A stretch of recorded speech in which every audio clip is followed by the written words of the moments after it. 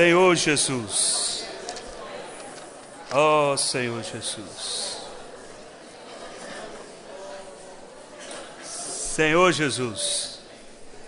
Chegamos, irmãos, na semana 7, o sacerdócio, o serviço sacerdotal e o exército de Deus. Aleluia. Senhor, fala com cada um de nós essa noite. Abre a sua palavra para nós. Nos encoraja a prosseguir. Nos leva a perceber a importância do serviço. O serviço na vida da igreja. Ó Senhor Jesus. Amém. Graças ao Senhor, irmãos. A questão do serviço é o encargo dessa semana. Na verdade, se tivesse um outro título orgânico, seria a importância do serviço para vivermos a vida da igreja. Na verdade, irmãos, nós fomos mudados de esfera, não é isso? A gente leu aqui no versículo que fomos levados, transportados para a sua maravilhosa luz. A gente viu no alimento diário, a gente tem visto sempre o irmão Pedro falar da questão de nova cultura. A gente era de uma outra cultura. A nossa velha cultura, a cultura do mundo, nos antigos estudos, que a gente já fez há muito tempo, falava dos 3 reinos que tipificavam as culturas do mundo. Vocês, irmãos, lembram? Falava do reino babilônico, o reino egípcio e o reino assírio. Sendo que na parte da Babilônia era o reino, a cultura da religião. O Egito é a cultura da sobrevivência. E a Assíria é a cultura do pecado. A gente estava aí no meio. E aí, Colossenses 1,13 fala que o Senhor nos transportou, nos tirou do império das trevas, nos transportou para o reino do Filho do seu amor. Em Colossenses 1,13. Então o Senhor já nos mudou de cultura. E os irmãos têm batido nessa questão. A cultura nossa, da vida da igreja, essa nova cultura que recebemos, nada tem a ver com a cultura do mundo. Nada tem a ver com os egípcios. Nada tem a ver com os babilônicos e com os assírios. Nós, irmãos, se trouxermos algo dessa cultura antiga, que nós já pertencemos, para dentro da esfera da vida da igreja, nós vamos trazer prejuízo para nós e para a própria igreja. Eu não sei se os irmãos se lembram, mas para Moisés tirar o povo do Egito, além de todas as dificuldades, havia dificuldade na cabeça do israelita que estava ali, que tinha se acostumado com o Egito. Era escravo, levava chicotada, mas estava acostumado. Nasceu ali, mais de 400 anos, no mínimo 5 gerações, só sabia o que é cebola, pepino, alho, melão, melancia, jacaré, crocodilo, rio Nilo, sol, chicotada, tijolo, mas tinha ainda vontade de ficar. Na hora que o mover do Senhor saiu dali, que saudade dos alhos, dos pepinos e das cebolas do Egito. Eu não sei se os irmãos sabem também, em relação à Babilônia foi a mesma coisa. 70 anos cativo em Babilônia, e na hora de ir embora, um decreto de Ciro, vão embora, agora nós vamos embora. Muitos israelitas, o que fizeram? Se casaram com babilônicos, abriram empresas lá, falou, vocês vão na frente, eu vou ver aqui que eu vou resolver. Acabou não indo, ficou lá. Então é difícil, irmão, abandonar a velha cultura. Esse é o nosso desafio. E qual que é o problema da velha cultura? 1 Coríntios 11 tem aqui um reflexo da velha cultura. 1 Coríntios 11, 3.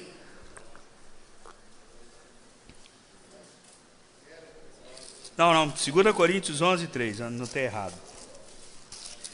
2 Coríntios 11:3. Mas receio que assim como a serpente enganou a Eva com a sua astúcia, assim também seja corrompida a vossa mente e se aparte da simplicidade e pureza devidas a Cristo. Esse é o problema da velha cultura. A velha cultura tira de nós, por mais que tenhamos um bom coração, ela tira de nós a simplicidade e pureza devidas a Cristo. Perco a pureza, não fica puro, fica misturado. Então, o que é a vida da igreja? É um constante desarraigar dessa velha cultura e nos implantar na cultura de Deus. Senhor Jesus. E aí, irmãos, onde que a gente quer chegar? Qual o ponto central? Esse ponto você não pode perder essa noite. O Senhor já nos tirou, já nos transportou, e agora Ele espera o que de nós? Então, vamos trabalhar nesse conceito aí. O Senhor espera o que de nós? Romanos 12.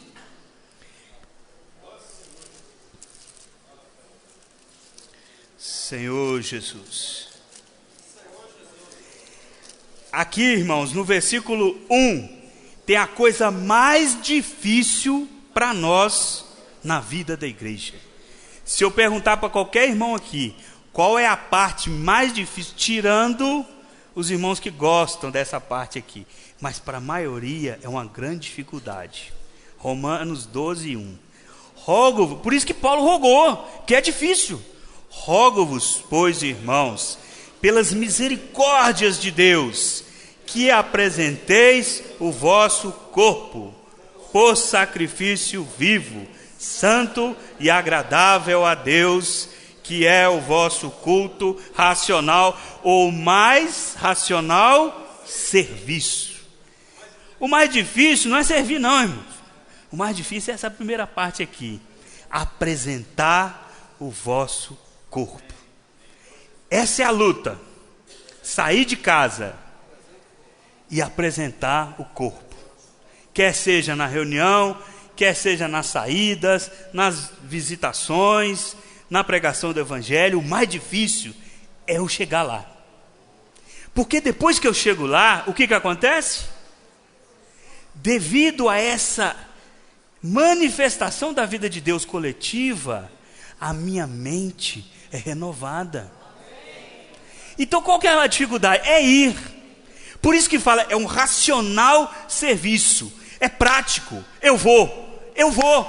Se eu vou e eu consigo chegar, acabou, irmãos. O Senhor vai fazer o serviço em você e em mim.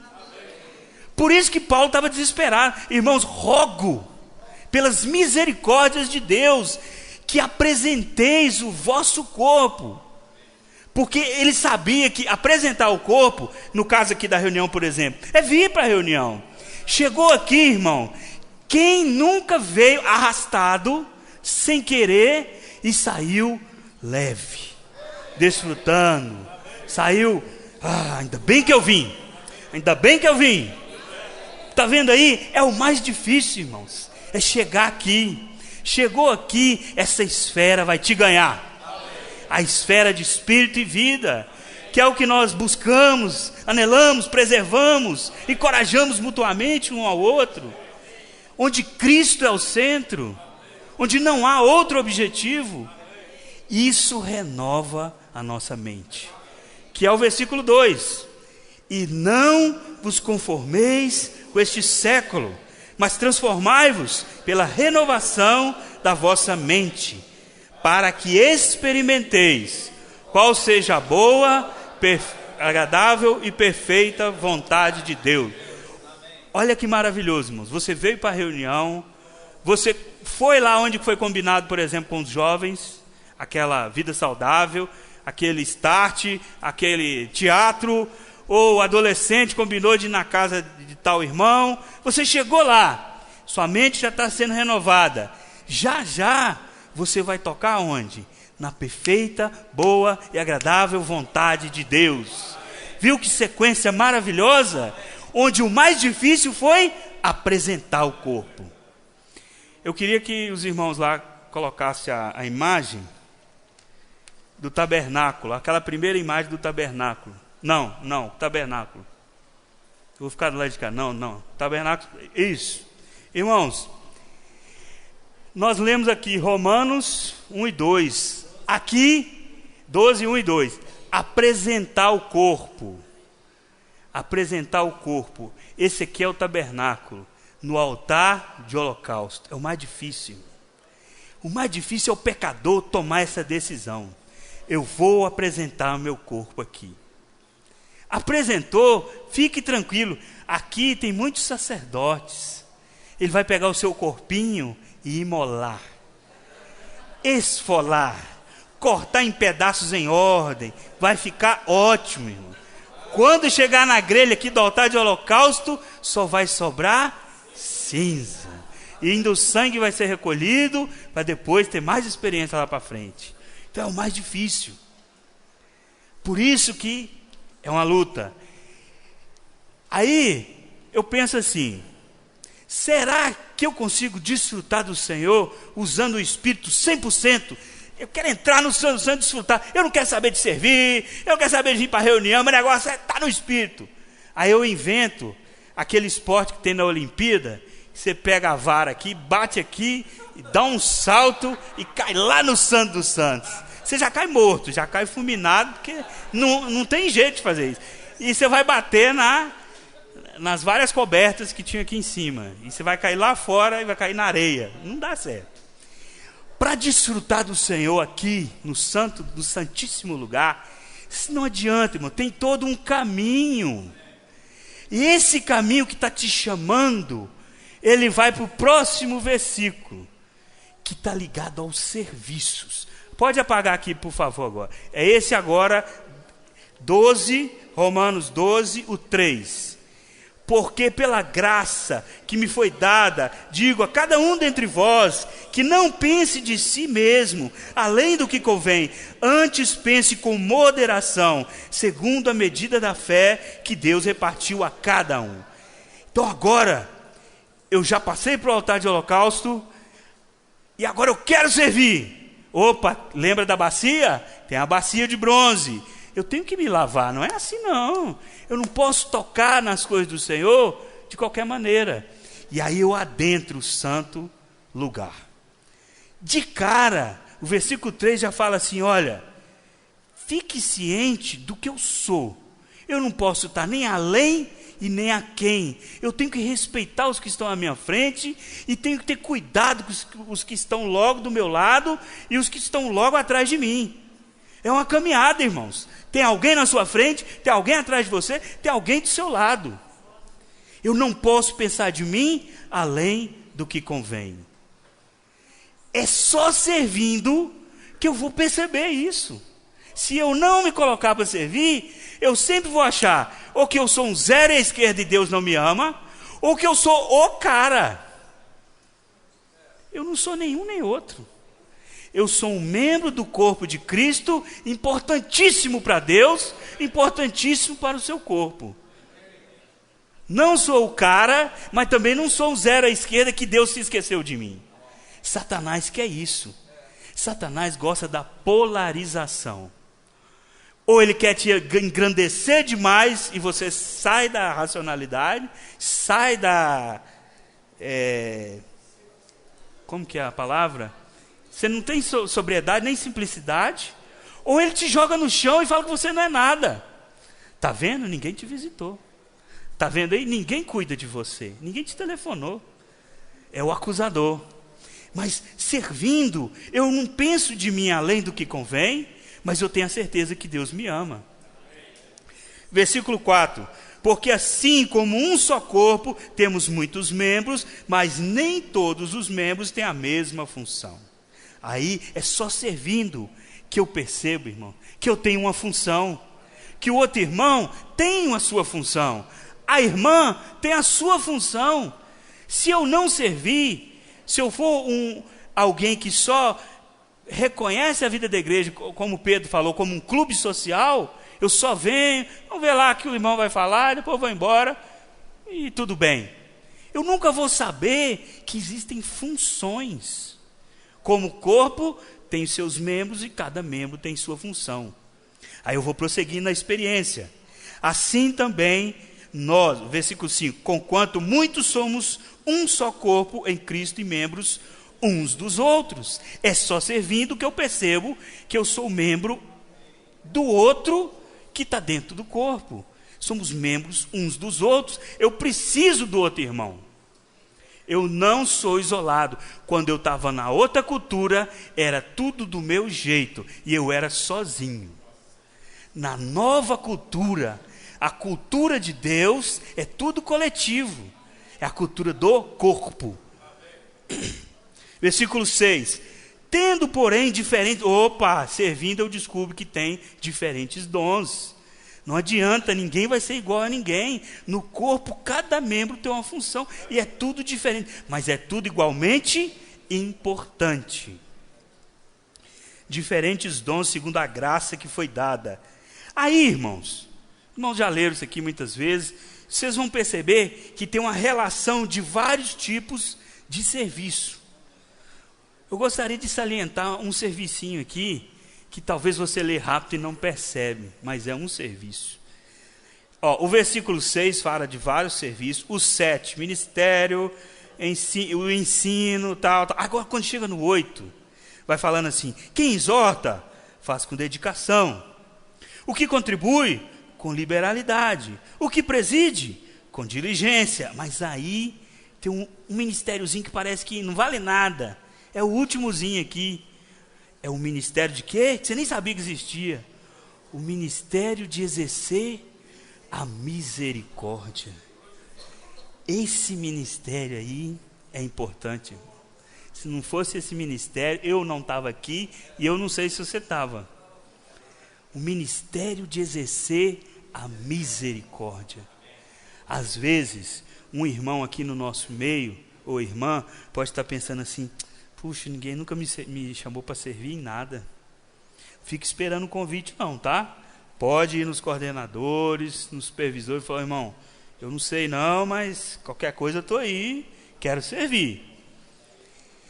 E às vezes você já participa de um serviço, que é exercer a misericórdia. Irmãos, quando nós somos chamados para essa nova cultura, o Senhor nos chama de servos. O Senhor não nos chama assim: olha, você é mais um associado, parabéns. Você é mais um cooperado. Isso aqui não é associação, nem cooperativa. Você é mais um filiado. Não, você é mais um servo. Nós sabemos que os serviços incluem uma gama de coisas que, além do que está relacionado, entende, irmãos? Onde que eu quero chegar? Existe serviço de criança, serviço de música, serviço de recepção, segurança, não sei o quê, não sei o quê, não sei o quê, não sei o quê. Mas você vir à reunião, tocar na palavra, ser um com a palavra, compartilhar tudo, é um serviço ou não? Você, quando foi salvo, você foi incluído no serviço. Só para os irmãos terem uma ideia da seriedade disso aqui. Isaías 45. Senhor Jesus. Depois de Salmo, tá, irmãos? Depois de Cantares.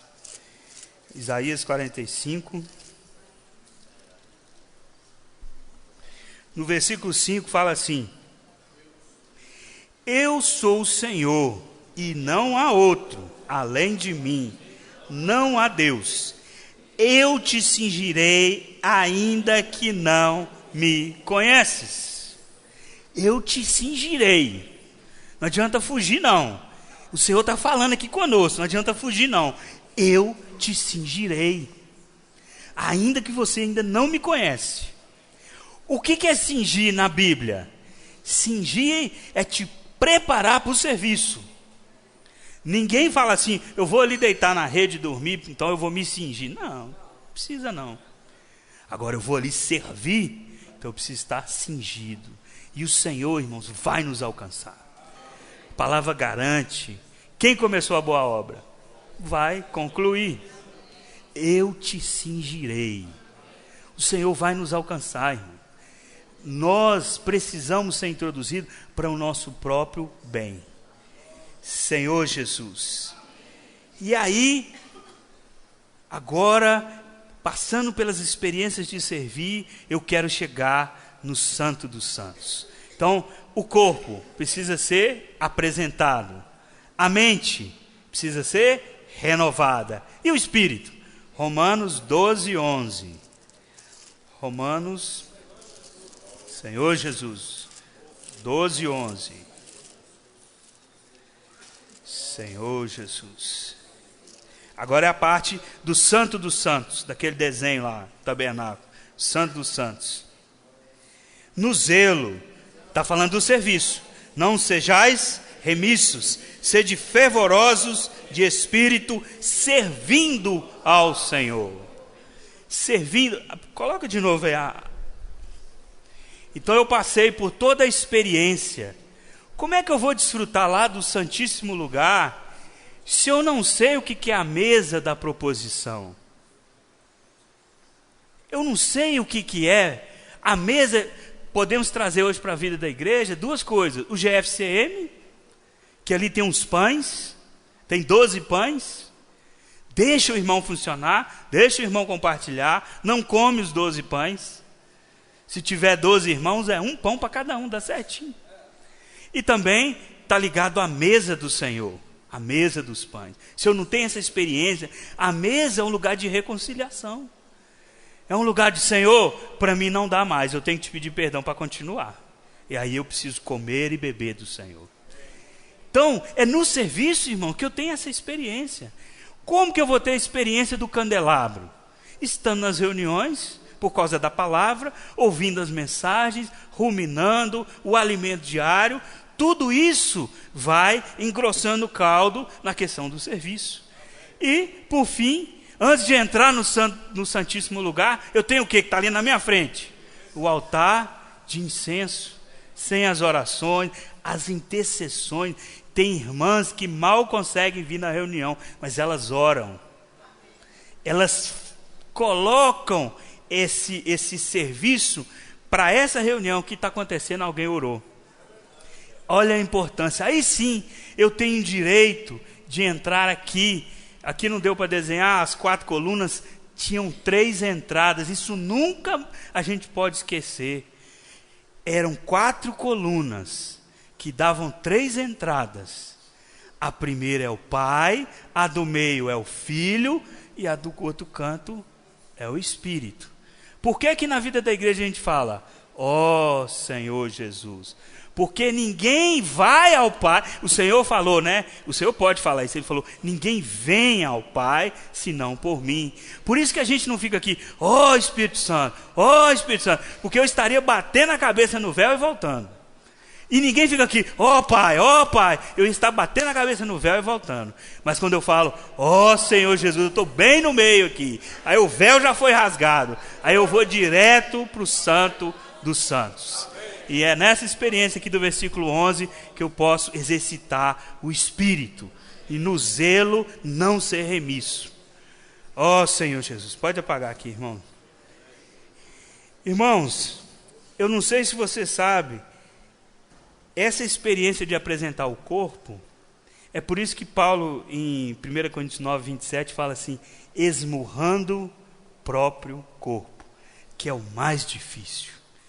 Não adianta, irmãos, espiritualizar demais, assim, não, o mais difícil é renovar a mente. Não, não é não.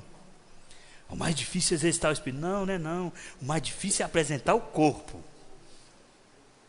Se os irmãos combinarem assim, ó, não sei se os irmãos já passaram essa experiência, quando tem algum encargo de oração muito específico, a gente está orando muito específico por alguma coisa. Quando algum irmão está doente, ou quando está faltando pouco para completar aqui a construção. Vocês lembram aquela fase que todo mundo coloca os horários, de tal hora o irmão tal vai orar, tal hora o GFCM tal vai orar. Aí se chegar a sua vez e você não apresentar o seu corpo, a parte espiritual cai. Está vendo como é que é prático? Não é à toa que Paulo escreveu lá, o mais racional serviço. Eu estava ouvindo várias mensagens para elaborar e tudo, aí eu não conhecia a teologia do cão e do gato. Aí eu falei no labor para os irmãos. Alguém já ouviu falar da teologia do cão e do gato? Teologia, né, que é o estudo de Deus. E aí o cão, ele fala assim em relação ao dono dele. Olha, o meu dono, ele põe comida para mim, ele cuida de mim, ele me dá remédio para pulga, ele me dá uma casinha para eu dormir, logo, ele deve ser um Deus. Aí o cão considera o dono dele um Deus. Agora vamos passar para o gato. O gato é a mesma coisa. Olha, ele cuida de mim. Ele tira meus carrapatos, ele me dá comida, não sei o quê, não sei o quê, não sei o quê. Logo, eu sou o Deus dele. Viu a diferença do cão e do gato? O cão faz, puxa, ele faz tanta coisa para mim que ele só pode ser o meu Deus. Mas o gato, às vezes nós somos assim, como o gato. O Senhor cuida tão bem de mim que eu quero agora tal coisa. Senhor, eu agora quero tal coisa. Igual um gato. Eu sou um Deus para o Senhor. Eu fico pedindo as coisas para Deus. Faz isso, faz aquilo, faz aquilo. É igual o gato. E o gato, você reparou, quando você precisa dele, ele casca fora, né? O ladrão entra em casa, o gato é o primeiro a ir embora. Então, irmãos, às vezes eu fico assim. Logo, eu vou pedir mais coisa. Mas o sentimento é justamente de querer servir, irmão. Ao perceber que Ele cuida de nós. O nosso emprego foi Ele que deu. A nossa família foi Ele que deu. Tudo foi Ele. O meu sentimento é de servi-lo. Irmãos, servir. Deus deu tanta importância ao servir. Só para vocês terem uma ideia. Quando o jovenzinho está naquela fase de ir para a faculdade, tem um teste o quê? Vocacional. Que é para saber se ele vai ser um médico, um engenheiro, um advogado, um administrador, não sei o quê, não sei o quê. Porque vocação está ligada a serviço. Vocação está ligada... O que eu vou fazer da vida? Aí você pergunta para a criança, o que você vai ser quando você crescer? Está ligado, ela vai descobrir aos poucos, está ligado à vocação. E na Bíblia, vocação, 2 Pedro 1, a vocação, 2 Pedro 1, 10. 2 Pedro 1, 10. Por isso, irmãos, procurai com diligência cada vez maior confirmar a vossa vocação. Qual que é a sua vocação? Olha, irmãos, minha vocação. Não, esquece da velha cultura.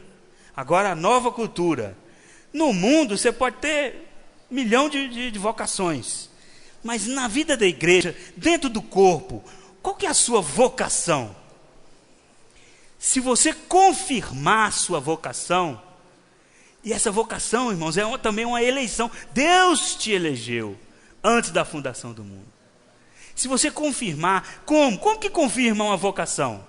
Por exemplo, fulano tem vocação para ser, sei lá, engenheiro. Aí desde pequeno ele faz os desenhos, ele gosta de matemática, ele tem vocação. Mas como é que ele confirma? Ele se forma em engenharia, começa a trabalhar, aí faz a primeira casa e tal. Aí confirmou a vocação. E nós na vida da igreja? Qual que é a nossa vocação? Às vezes você vê um irmão que serve na música anos e anos e anos, você fala, aquele ali tem vocação. Então, irmão, se eu ainda não sei o meu lugar no corpo, é só servindo que eu vou descobrir. Uma das características do serviço é dar para você a noção qual que é o seu lugar no corpo. Você pega um irmão antigo aqui, igual o Tim na música, você sabe qual que é a vocação dele. Você sabe qual que é o lugar dele no corpo. Então, quando você confirma através de muito servir, até virar um ministério, olha o que acontece.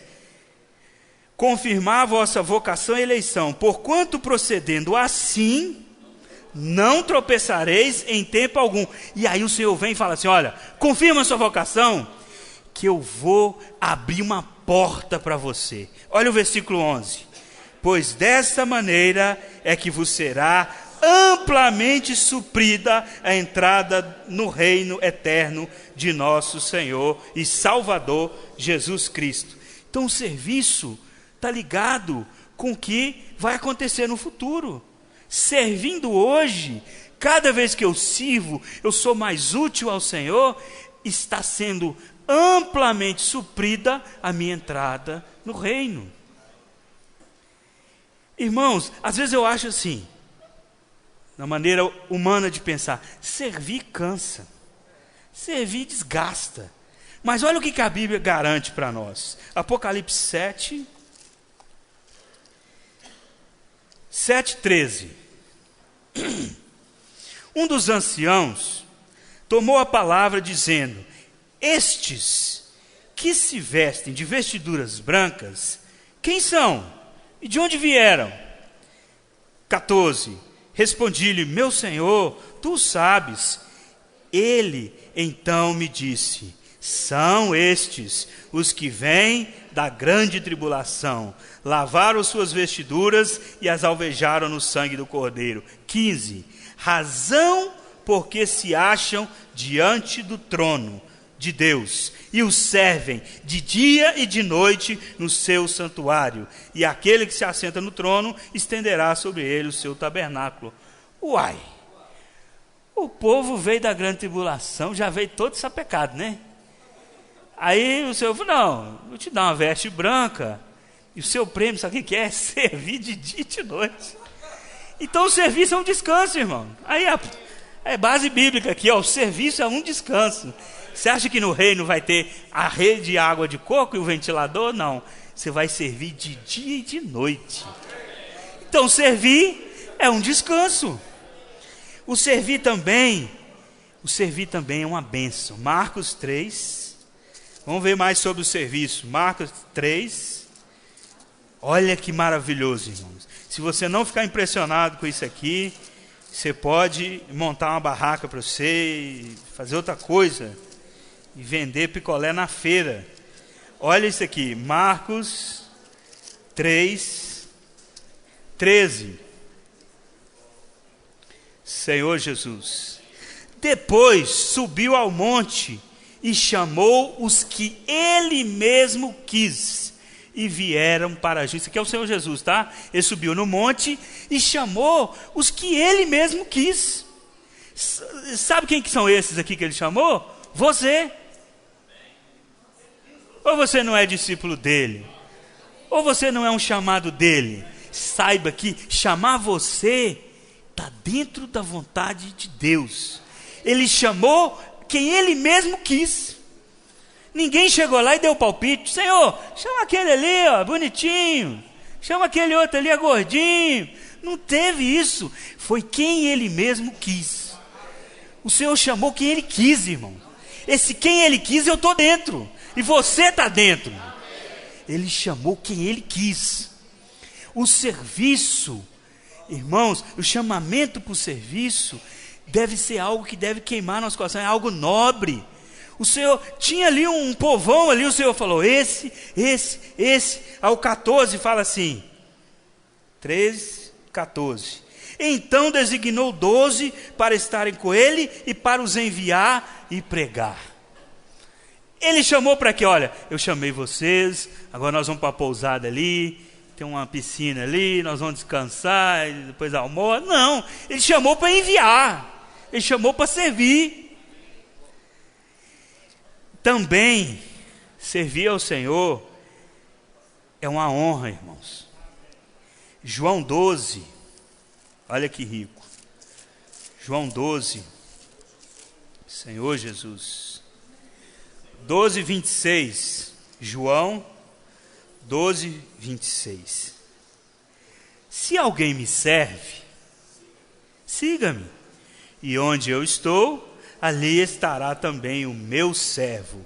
E se alguém me servir, o Pai o honrará. Servir o Senhor é uma honra, irmão. Só que tem um pré-requisito. A gente leu o versículo 26. Olha o versículo anterior, o 25. Quem ama a sua vida, perde-a. Mas aquele que odeia a sua vida neste mundo, preservá-la-á para a vida eterna. Tem que amar o Senhor e amando o Senhor e servindo, pouco a pouco você vai preservar a sua vida da alma. Senhor Jesus. Mas nós temos um modelo na questão do servir. Filipenses 2,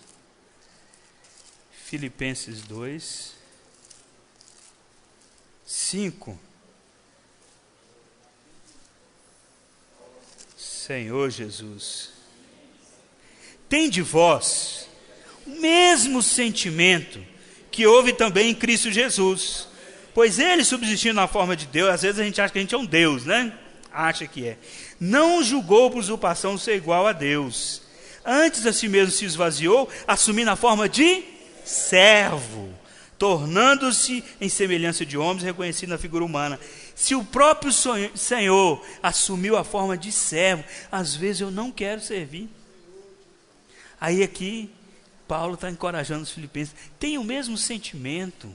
Quando eu estou servindo, irmão, eu estou tendo o mesmo sentimento de Cristo Jesus, assumindo a forma de servo. E aí, irmãos, para encerrar esse trecho aqui, servir também é uma expectativa, é uma esperança. Olha o que vai acontecer, João 15, se eu continuar servindo, olha o que vai dar nesse negócio. Se eu continuar servindo, vai dar em quê? 15, 14. Vós sois meus amigos, se fazeis o que eu vos mando. Já não vos chamo de servos, porque o servo não sabe o que faz o seu senhor, mas tenho-vos chamado de amigos, porque tudo quanto ouvi de meu Pai, vos tenho dado a conhecer. Então, o último estágio, não digo o último, mas o estágio mais excelente do servo é se tornar amigo do seu Senhor. Nas empresas a gente vê bem isso, nítido. Fulano entrou, ele era um servo, um empregado da empresa. Ele trabalhou tão bem que o dono da empresa chamou ele para ser sócio. Vamos ser sócio comigo? Nós vamos dividir a sociedade, você vai ser dono da empresa junto comigo. É mais ou menos isso que o Senhor faz conosco. A gente vai servindo, até chega um ponto que o Senhor fala assim: não te chamo mais de servo, eu te chamo de amigo. É uma questão já de intimidade, irmão. É uma questão de, chega uma hora, eu vou ao serviço X ou Y, não é porque meu nome está na escala, é porque eu sou amigo de Deus, e o negócio dele é o meu negócio. Então chega uma hora que eu sou voluntário para quase tudo que eu dou conta, porque eu sou amigo do Senhor. Senhor Jesus. Então, irmãos, quando a gente viu lá em 1 Pedro que nós somos sacerdócio real, povo de propriedade exclusiva de Deus, nação santa, essa questão de servir vai nos santificando. E eu gostaria de dizer para os irmãos que ser santo não significa, a gente tem um conceito religioso de que santo significa sem pecado, que nunca pecou, não vai pecar e não peca de jeito nenhum. Não. O santo é o separado. Abraão ficou 13 anos sem falar com Deus, depois que ele deu o jeitinho dele lá, deu ouvido à mulher e teve o filho com a escrava. O Senhor ficou 13 anos sem conversar com Abraão. Aí em Gênesis 17:1, quando o Senhor volta para ter um contato com Abraão, ele fala: você saiu da minha presença, né? Por isso que você está aí, todo atrapalhado.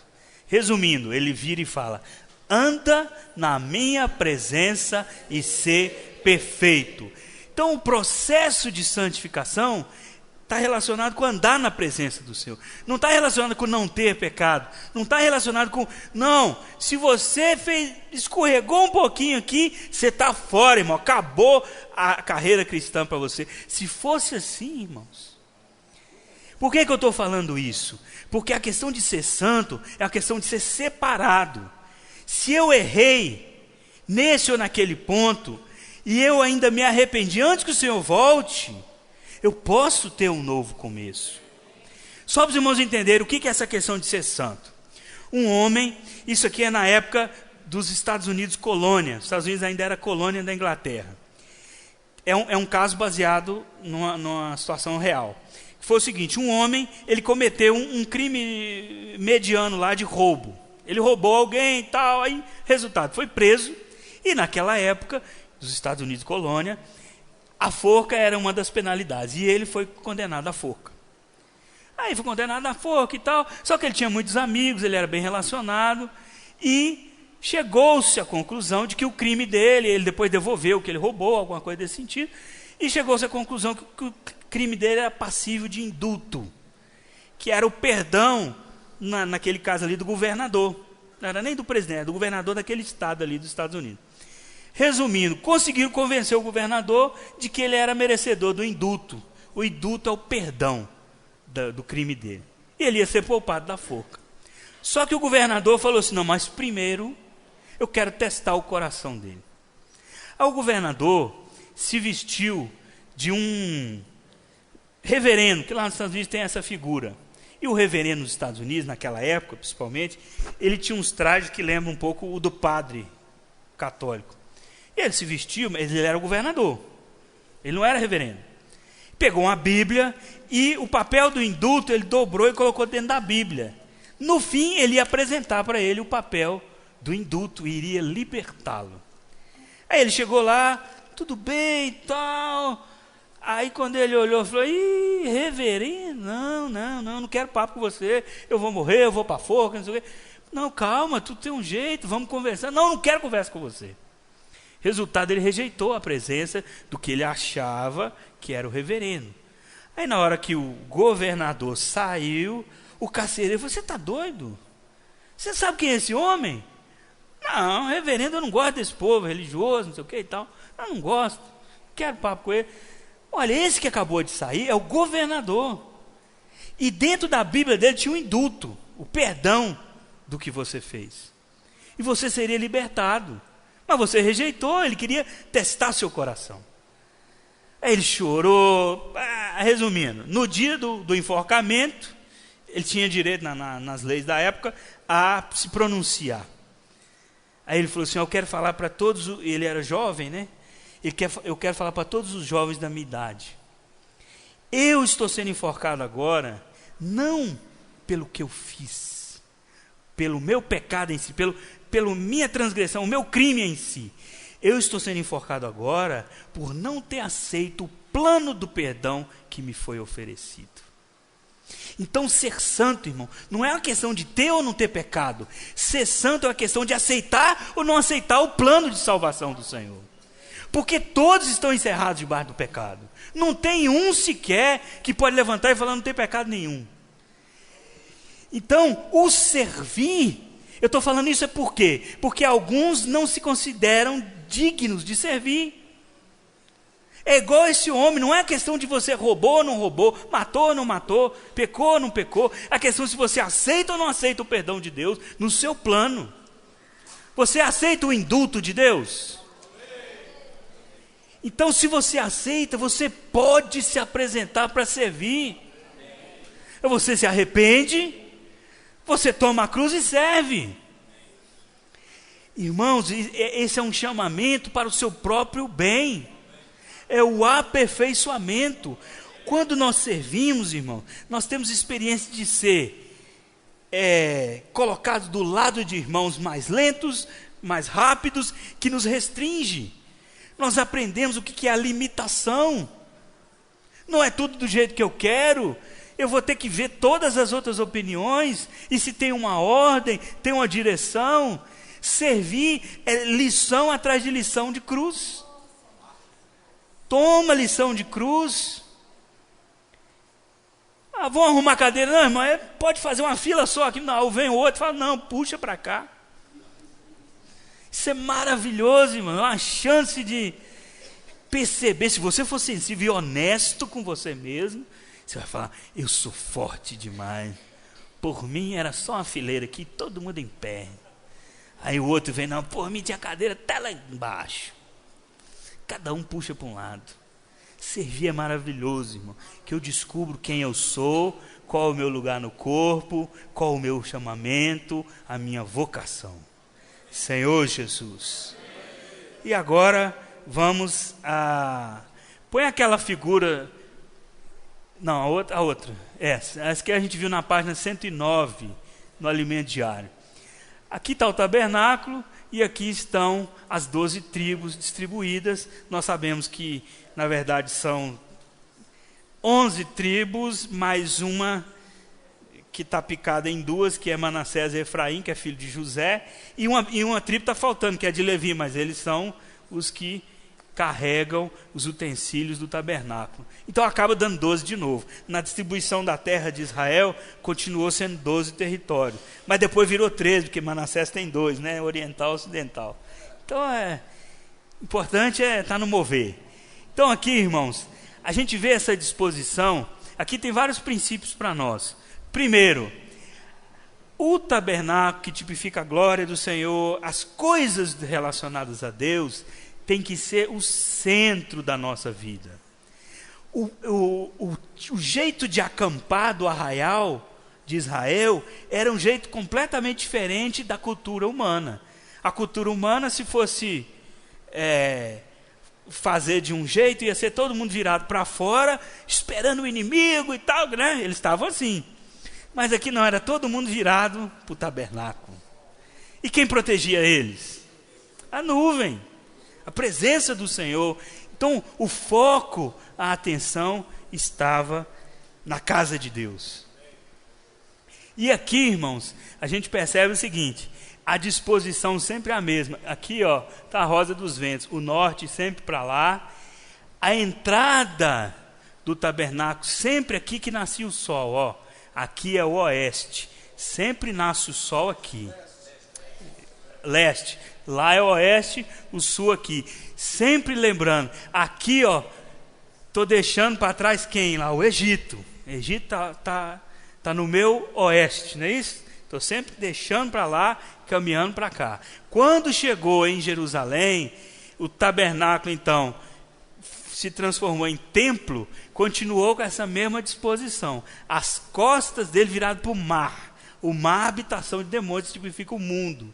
E a frente virada para o oriente, onde o sol nasce. Então, irmãos, cheio de princípios aqui. Na hora de caminhar, os irmãos viram no alimento diário. Na hora de marchar, aí é essa aqui primeiro. Judá, Issacar, Zebulon. E depois vinham as outras. Sempre com uma organização. Agora, põe aquela outra da nuvem. Na prática era isso aqui, irmãos. O tabernáculo, o altar de holocausto, a bacia de bronze, a cerca, e aqui estavam as tribos. E a nuvem está aqui, na direção aqui do Santo dos Santos. E a disposição aqui, o item central, além do tabernáculo, que eles visualizaram de qualquer ponto aqui, era o quê? O item que todo mundo via, de qualquer ponto. A nuvem. E, pode apagar. Em Números 9, a gente já está encerrando, tá, irmão? Números 9. Senhor Jesus. Olha que rico, irmãos. 9:15. No dia em que foi erigido o tabernáculo, a nuvem o cobriu, a saber, a tenda do testemunho. E à tarde estava sobre o tabernáculo uma aparência de fogo até a manhã. Então de dia era nuvem, de noite essa nuvem tinha uma luz própria com aparência de fogo. Enquanto a nuvem estava ali, o povo estava acampado. É por isso, irmãos, que eles não tinham casas. Não dava para enraizar nessa terra. Fazer uma fundação, fazer alvenaria, pedra, sei lá o que. Tinha que ser tenda. E aqui a palavra fala assim, 16, era de contínuo, a nuvem cobria de noite e havia aparência de fogo. Quando a nuvem se erguia de sobre a tenda, os filhos de Israel se punham em marcha, e no lugar onde a nuvem parava, aí os filhos de Israel se acampavam. Era essa vida no deserto. E mais adiante aqui, até o versículo 23, fala que tinha dias que chegava de manhã, quando era de tarde, a nuvem se movia. Você imagina, terminei de montar a minha barraca. Quem já ficou na estância acampado sabe como é que é isso. Ufa, agora sim, terminei. Aí a nuvem sai do lugar. Oh, Jesus, aí tem que montar. Lá a nuvem chove. E inunda, né? Então pensa bem, irmãos, que aí parece não que viver inconstante, que falta de ordem. Mas volta a imagem aqui da nuvem. Os irmãos estão vendo falta de ordem aqui? Não, irmãos. Olha que interessante. O único que podia ser imprevisível aqui era quem? A nuvem, o Senhor. O resto, irmãos, tem que estar todo mundo no seu lugar. Cada tribo aqui, está vendo? Cada tribo tinha que estar separadinha, os seus príncipes, aqui a tenda de Moisés, de Arão, tinha que estar tudo certinho. Então, trazendo para a vida da igreja, nós temos que ser organizados, ter ordem, porque na hora que o mover virar, nós estamos prontos. Na hora que a nuvem mudar, você puxa a barraca aqui rapidinho e vai embora, porque está tudo organizado. Na hora de marchar, todo mundo sabia, Judá ia na frente, não tinha conversa. Não, dessa vez eu sou aqui de Zebulon, deixa eu ir na frente agora. Não tinha, é ordem de Deus. Judá ia na frente. Então, essa questão de ter a ordem, trazendo para a vida da igreja, o nosso serviço tem que ter excelência. Porque toda hora que o mover mudar, eu estou pronto. E o mover muda, irmãos?